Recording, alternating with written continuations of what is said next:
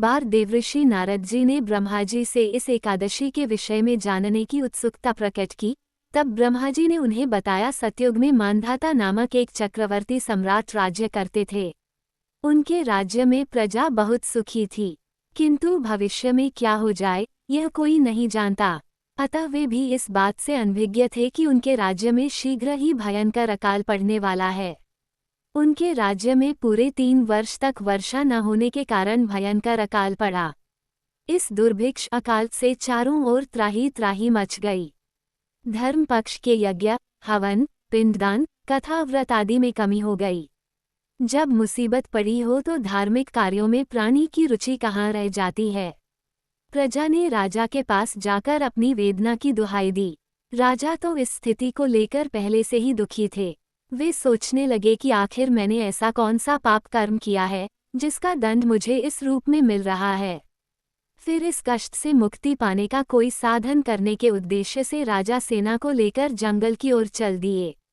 वहां विचरण करते करते एक दिन वे ब्रह्मा जी के पुत्र अंगिरा ऋषि के आश्रम में पहुंचे और उन्हें साष्टांग प्रणाम किया। ऋषिवर ने आशीर्वचनोपरांत कुशल क्षेम पूछा। फिर जंगल में विचरने व अपने आश्रम में आने का प्रयोजन जानना चाहा।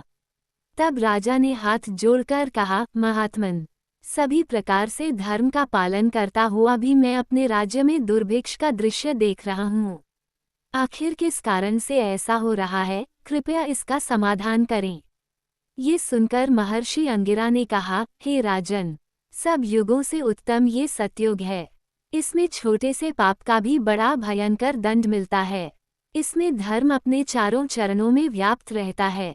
ब्राह्मण के अतिरिक्त किसी अन्य जाति को तप करने का अधिकार नहीं है, जबकि आपके राज्य में एक शूद्र तपस्या कर रहा है। यही कारण है कि आपके राज्य में वर्षा नहीं हो रही है। जब तक वह काल को प्राप्त नहीं होगा तब तक ये दुर्भिक्ष शांत नहीं होगा। दुर्भिक्ष की शांति उसे मारने से ही संभव है, किंतु राजा का हृदय एक नरपराध शूद्र तपस्वी का शमन करने को तैयार नहीं हुआ। उन्होंने कहा, हे देव, मैं उस निरपराध को मार दूं, ये बात मेरा मन स्वीकार नहीं कर रहा है। कृपा करके आप कोई और उपाय बताएं। महर्षि अंगिरा ने बताया, आषाढ़ माह के शुक्ल पक्ष की एकादशी का व्रत करें। इस व्रत के प्रभाव से अवश्य ही वर्षा होगी। राजा अपने राज्य की राजधानी लौट आए और चारों वर्णों सहित पद्मा एकादशी का विधिपूर्वक व्रत किया। व्रत के प्रभाव से उनके राज्य में मूसलधार वर्षा हुई और पूरा राज्य धन धान्य से परिपूर्ण हो गया। अगर आपको हमारी वीडियो पसंद आई है तो हमारी वीडियो को लाइक करें और चैनल को सब्सक्राइब करें।